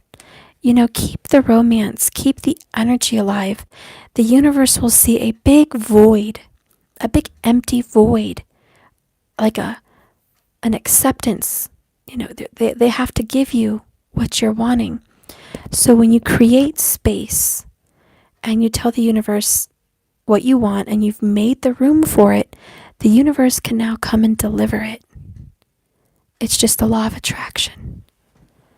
You want that marriage, you want that family, you want that car, that job, make room for it. When I wanted a job, I wanted more than anything. It was a management job at a really nice apartment complex. It was the nicest one in the city. It just got built. It was the most expensive. They were still building new apartments when I applied. And there was a line of people. This was years ago, but there was a line of people that were waiting to get that position. And I didn't really have a lot of experience compared to the other people. You know, there were people that had been in the business for 15, 20 years waiting to get that position. And they worked at, you know, not very nice apartments. They worked at, you know, basic apartments, and they would have loved to work in a more upgraded, luxurious place. This was a luxury apartment home. And they had the pool, they had the workout center, they had a gated community, they had the mountain views. These apartments were expensive. They had a year-round heated pool and hot tub. They had a clubhouse with video games. I mean, they had it all. It was just very luxurious. And, you know, they had marble countertops, granite countertops, stainless steel appliances, extra wide doorways, electric fireplaces, you know, sunrooms, vaulted ceilings, blah, blah, blah. You get my drift. And they were very spacious. So for like a 2-bedroom, it was actually like 1,450 square feet. It was incredible, beautiful homes. Anyways, I had never worked in such a nice place. And you had to dress a certain way and present yourself a certain way. And I had 2 kids. I wasn't in the best shape of my life, to be honest. And I was just trying to get out of a position with my family to be more independent. I was depending on my mom at the time. I had just gone through a breakup with their father. We moved back from New York to Colorado, and I was staying with her, and she was like, get a job, you know, and I was trying. And I, at the time, was having a very hard time providing for my children on my own. And the cost of living and having a car and everything, it was just too much. So me as a mom, I had my goal set on a higher paying job, but I didn't have the college, obviously, but I knew I had the skills and I had the mentality to handle a job like that. And I had done apartment leasing and stuff before, and I've always been good with people and customers and etc. So talking was easy for me. But the position that I was applying for, definitely they were looking for someone that had the experience. Didn't matter how much you could talk and how wonderful you were and how beautiful you were. They wanted someone with experience because the owners of this place had invested in a very big property, and they wanted to turn around the money they've invested very quickly. So they wanted to lease these apartment homes very, very quickly. And they wanted it leased up even before they were finished being built. They wanted everyone to pay and lease them sight unseen most of the time. And so they were looking for a specific quality of people to get that done. And of course, typical CEOs and managers and business owners think the number one thing, we got to go have someone with experience, you know. And I had experience. I had life experience. I just didn't have that particular experience as far as what they would call a lease up. They call them a lease up. And so when I applied there, they said, have you ever worked on a lease up before? Which is a new complex being built. And you have to lease apartments sight unseen. I said no. But I told them that I was excellent with customer service and that I was extremely, bless you, honey, extremely powerful in sales, which I always was. I was extremely good in sales. And so, long story short, guys, I'm not going to go on and on, but I sold myself to that company because I'm a badass at sales. You know, I know it's like, look, I may not have what you're looking for, but I have one thing that you're going to appreciate, and it's a sales mentality, and I will rock this place, and I will be the best. And I came in with that mentality, and I manifested it, and I could see myself in that position. And when they told me what the pay was, I was like, yes, I need that pay. They had an hourly pay, which was, it was okay to survive. But the sales commission was what I was looking for. And I knew that I had the ability to sell a lot. So I was like, okay, I can do this in the sales commission. I can make twice my salary with the sales commission. I can do this. And I really wanted it. Once I got a taste, once I heard, let me just tell you, the sales commission was 3 times what they were offering hourly. I had stars in my eyes. I felt like a kid in a candy store. I knew I had to have that job. I saw the location was perfect for me. It was beautiful. I just saw myself there. And anyways, this is the manifestation I'm talking about. I hope my example helps you. And I'm going to try to explain as best as I can. But so long story short, I went and applied in a trailer because they didn't even have the whole thing built. It was a little trailer outside of a construction site. And so I showed up there in my little suit and all that. And I'm sure they interviewed 200 people for the position, and I was just one more. But before I left, I said, look, I really, really, really want this job more than anybody. I can promise you that. And she said, well, we see your resume. It looks pretty good, and we'll see. I'm like, look, I know how you're judging me. It's like, I'm a single mom. I'm 20-something. You think there's other people out there with a lot of experience, and what am I going to bring to the table? I'm like, but I'll bring you so much to the table beyond your dreams. Just trust me. I have what it takes for this job. In fact, I have more than what it takes for this job, and I can really grow here, and I can help you guys grow. I just need a chance. And anyways, I don't really think she considered me, and so I left, and that was that. But I called every single day. And the reason I called every single day is because my dad had told me a story of him applying at a job like that. My dad was like, Stephanie, I applied at this job. My dad was a plumber. It's like, I applied at this job every single day, and I told them I wanted this job, and I bugged them so much that they hired me. So my dad was like, you need to be persistent. My dad was already dead at this time, but I remembered his story, and I was like, okay, all right, I need to be persistent. I'm going to keep coming at them every day. And so I did, and I called and I called, and there was someone there named Bridget, and she was like, oh my God, it's the girl again. She's calling us, and she's like, look, we're going to give you an answer when we decide. And I'm like, look, I really want this job. I don't think you understand. I just need to count that I have this job. She goes, well, you're up there. You're a high contender. You're one of the top picks. I can promise you that. She was the assistant manager. And I was like, I want to know more than a top pick. I need this job. I want this job. What do I have to do to get this job? I'm like, you're the assistant manager. Tell me, what is it that would put me over the edge here? And she's like, I made friends with her kind of, and she goes, you know what? Show up here tomorrow at such and such time. Ask to speak to Julie. And don't tell them I told you this, and just come in here prepared to work, and just tell her you really want this job. Come in at that time. I don't know what she knew. I don't know what was going on in that office. I don't even know, guys. But all I know is I did what she said, and I showed up, and I just popped in, and she was like, hi, and I said, look, I'm sorry to bother you guys, and you probably think I'm crazy, but I came here today to tell you I'm ready to work right now if you wanted me. And I really want this more than anybody, more than anything. And I'm ready to do whatever it takes to do this job. And she sat me, and she's like, okay, come into my office. Let's talk. And so she was the manager, so I sat down in her little trailer office, and she was like, okay, so I really like you. What kind of salary are you looking for? What are you wanting? What is your hourly? What is your requirements here? And she said, we're offering such and such an hour. Is that okay with you? And I don't care if it was a test or not.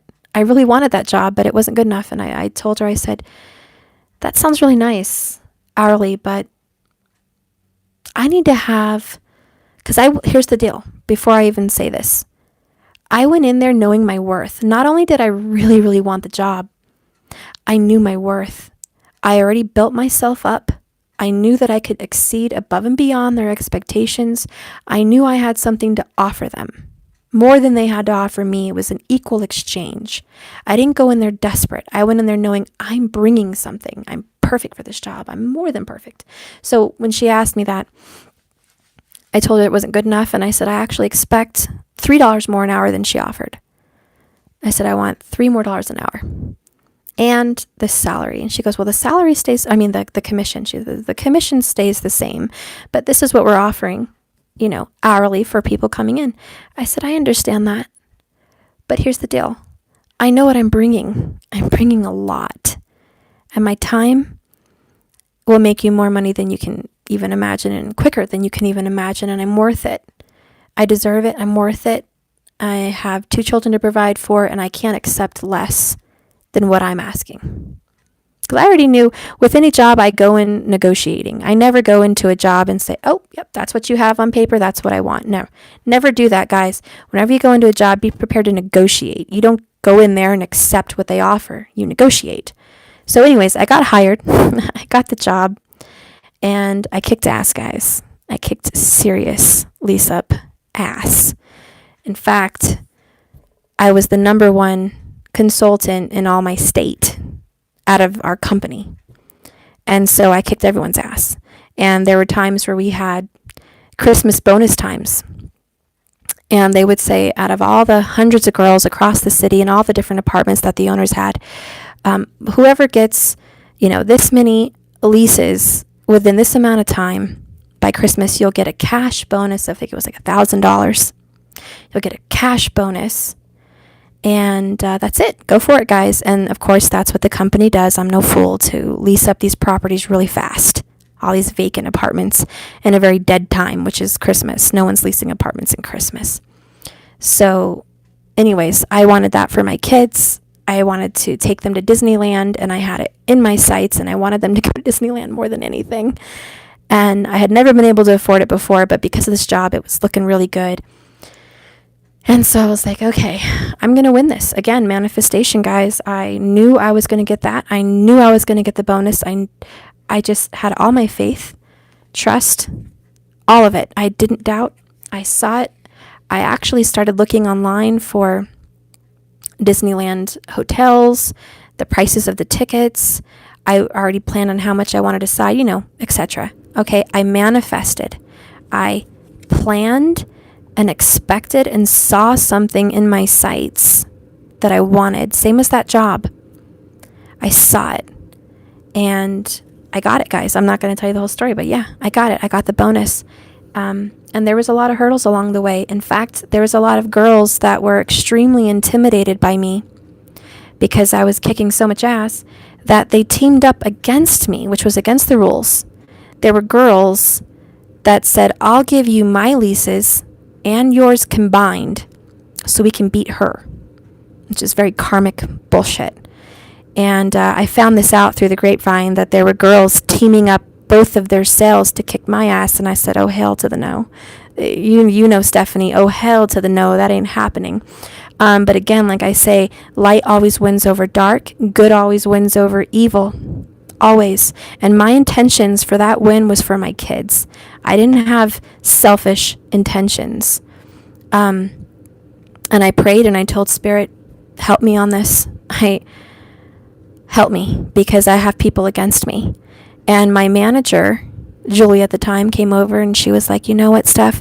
It's really jacked up that these girls are doing that to you, and it's against the rules. And instead of ratting them out, let's kick their ass at their own game and let me give you my leases so you can win, so you can just kick their ass. I said, no. Hell to the no. I don't win by cheating. I win the right way. I win, and I will kick their ass, and I'll even kick their ass even more because they are cheaters. So I just want to kick their ass because they're jerks. Now I have even more drive, more determination. And by the way, that's super Aries. You guys know that's super Aries. So I was like, no, keep your leases. I'm going to kick these girls' ass up and down the sidewalk by myself and I know I have it in me. And I did. I stayed, I think it was like 3 extra hours after work one night, and I didn't let a single soul that walked into my office leave without an apartment. I don't even care if they weren't even looking for an apartment. I'm like, you're going to get an apartment. You're going to pay a deposit, and you're going to apply. And I don't care what you do after that, but you're going to do that for me. So it was like the last night, guys. It was hilarious. These freaking girls thought they won. They had 1 lease or 2 leases over me at closing time. So it was like 6 p.m. The night before Christmas break. It was like the day before Christmas Eve at 6 p.m. The office is closed. And they had 2 over me, and I was almost in tears. I felt completely defeated. I tried my best. We were closing. I tried my best. I was the last one in the office. And my manager and assistant manager left at like 5, so I was there for a whole hour and I was going to close. And I was kind of feeling defeated in my office, and I was just like, you know what, shit. What am I going to do? What am I going to do? And instead of crying and feeling, like this is it, I remember sitting at my desk thinking, what else can I do? I looked in my computer. I was like, who else can I contact? Who can I call last minute and make sure they apply tonight before tomorrow morning? Who can I contact tonight to apply and get this done tonight? I need 2 more people. Spirit blessed me because I was so diligent there, not giving up, not losing faith. I had a man walk in the office right as it was closing, and he said, look, I'm sorry that, it's 6 and I know you're closing. I don't get out of work till, 6 usually, but I got out of work early today. And I'm looking for a place for my family. We're moving from Golden, Colorado. We're moving here. And I really need an apartment very soon by tomorrow. And I've been looking all over the city. I just haven't found anything that's for me. And I just drove by this place and I found it. Is it possible that you can show me, the model or the apartments? And I was like, yes, even though we weren't allowed to show, and even though it was closing, I should have just said, no, we're closed. But I really wanted that leases, and I even though I knew, I said, 1 isn't enough to win, but him and another person tonight online, that's enough to win, or at least be tied. So I said yes, and I welcomed him in, and I gave him coffee, and I took him on a tour, and then he said, would you mind showing me the actual apartment? And I was like, sure. Most leasers don't. A lot of leasers are like, no, I'm sorry, we can only show you the model. But I knew better than that. I knew I had the keys to the actual apartment, and I was like, yes, let's go see the actual apartment.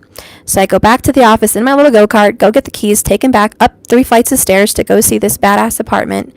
It was super expensive, very good commission. And I show him the apartment, and I show him another apartment and another apartment. And he goes, you have really outdone yourself. He's like, you stayed late for me. Not only that, you sold me on the apartment. I definitely want it. And he's like, he offered me a job. He said, I'm actually the, I guess the GM for Lexus dealership or whatever in Colorado. He's like, I was sent here from Golden, and I'm the GM, and I would love to hire you to teach my sales team how to freaking sell. He's like, do you want the job? And I said, that is a wonderful offer. Thank you. But this job actually is close to my kid's school and my mom, and the hours are what I need. And I do believe in a dealership, I'd be working later hours and weekends. And I said, and I can't do that, but thank you so much for the offer. I said, I'm making pretty good money. And I was confident. And he said, okay. He said, well, I have a little surprise for you. Not only am I going to lease this apartment tonight, he's like, I'm going to lease 2 others for my sales associates who are coming down with me from Golden. Can you tell me that's not a miracle? Like, last minute, come on, a miracle from Spirit, a Hail Mary. That was a Hail Mary. And so this guy was loaded. He was rich. He went and paid the deposits for all 3 apartments, applied for all 3 apartments, and I leased all 3. Approvals done. That night, those girls thought they were going home winning. They thought they won the commission. They went home with a clear conscience. When the bonus came up the next day, Christmas Eve, we all came up to work because, yes, we had to work on Christmas Eve, but it was only a half day. When we all came in that morning and everyone was expecting the bonus, guess who got the bonus? This girl. And let me tell you, all those girls were like, what the hell? How did she do this? And all their cheating and all their little sneaky crap didn't win them crap. I won the fair way. And Spirit came in and helped me. And that is what's going on here with the Wheel of Fortune and the Tower. You may be the last minute winner. You may be the gal that's looking like they're not going to win, okay?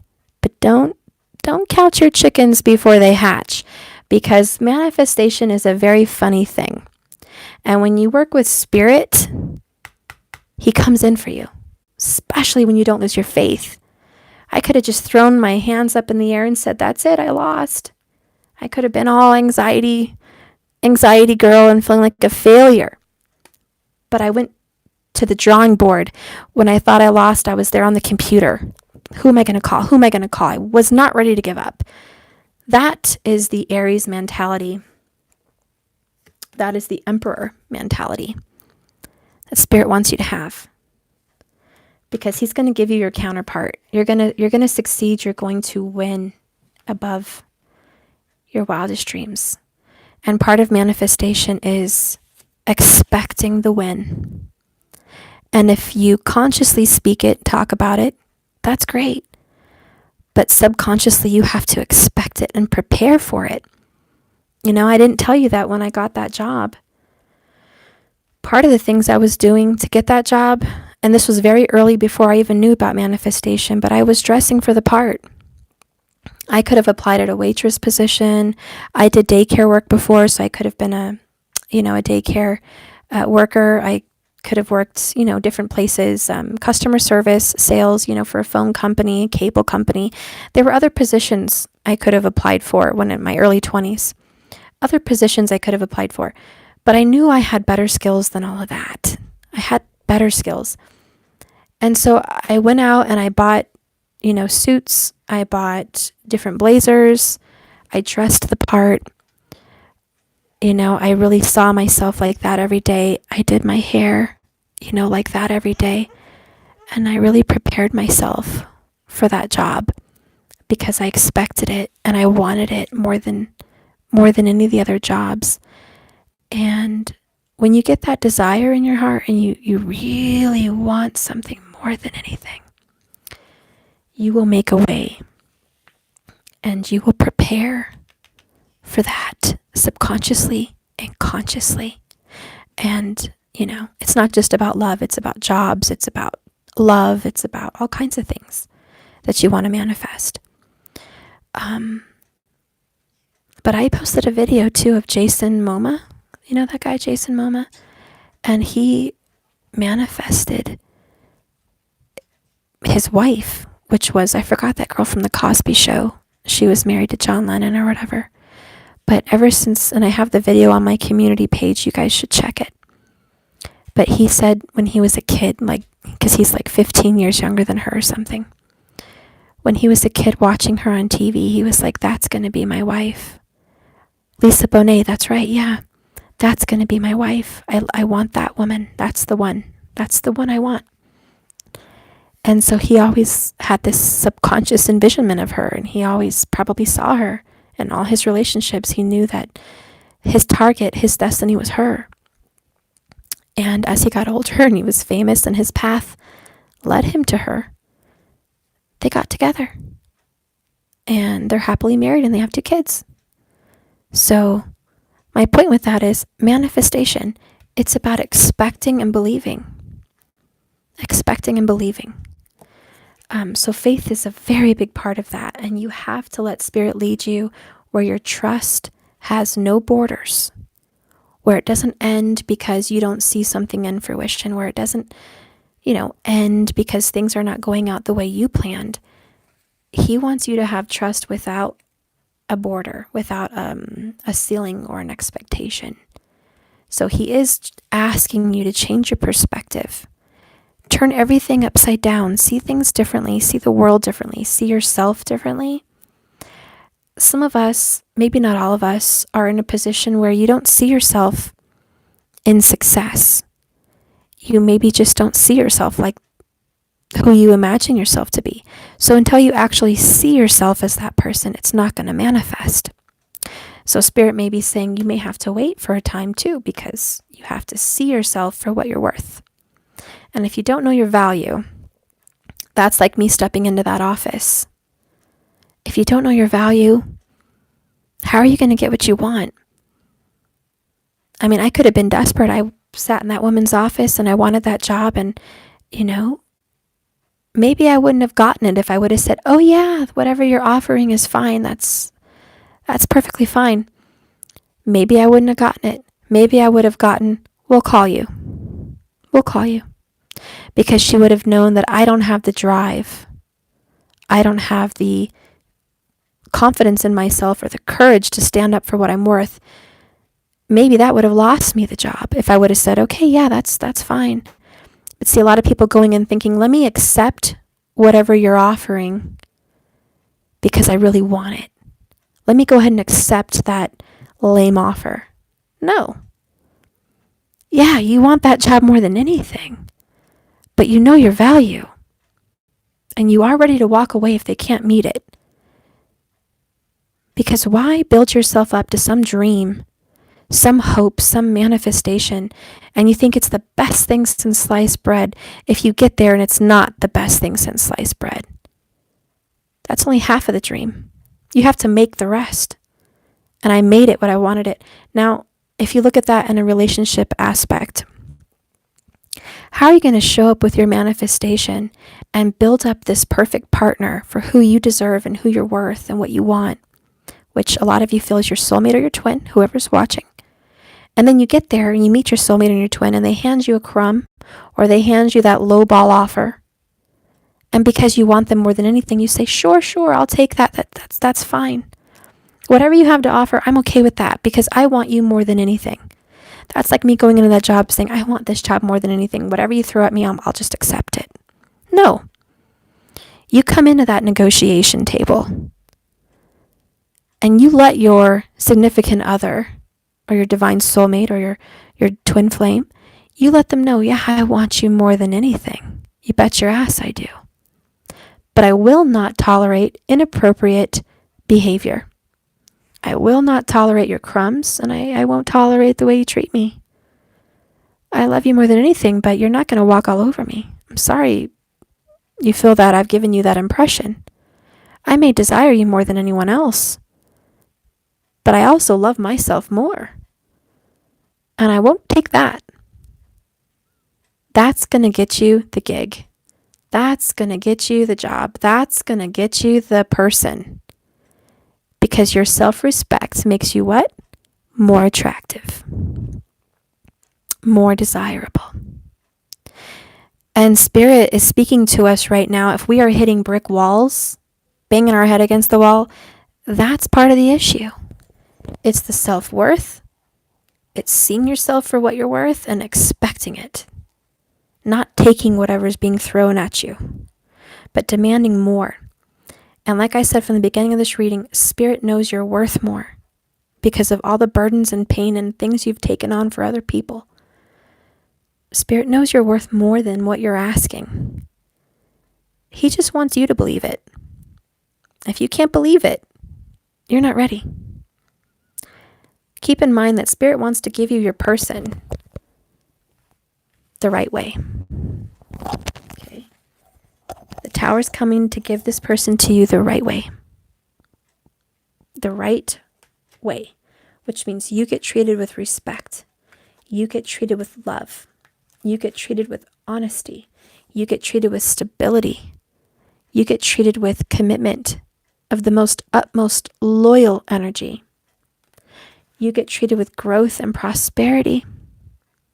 You have abundance. You have to know you're worth this. If you are here watching this today and you're not quite sure that you're worthy of this, that's step number 1. Get out of that energy. Well, guys, that is my reading. I guess it was longer than I thought. You know me. I know. I try to make a short reading and shoot me in the foot already. I already know. I know. I don't need to hear it. I know.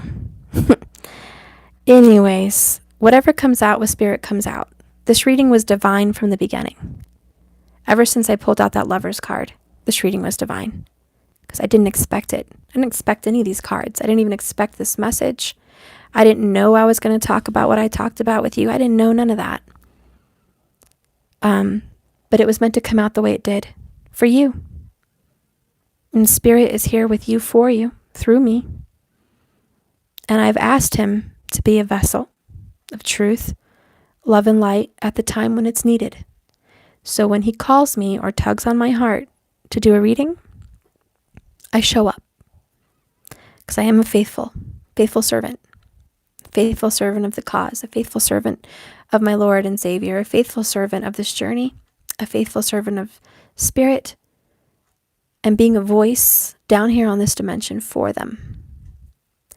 So, that being said, I hope you guys have a beautiful, lovely day tomorrow. I hope this reading brought you some peace. And in case you forgot, because it's been a long talk, you get the goods in the end. The only thing it requires is you believing in yourself. So please don't forget that. Remember, this is a journey, not a destination. So like I always say, just keep swimming. I love you guys. Thank you for watching my channel. Thank you for liking and subscribing. Thank you for your love. Thank you for your donations and support of what I do here on this channel, reaching other souls and helping you and helping me in the process as well. Thank you all. Thank you all for being a light in the dark, because you've been my lantern many times. I just hope I'm yours. Well, guys, this is it. I'm signing off.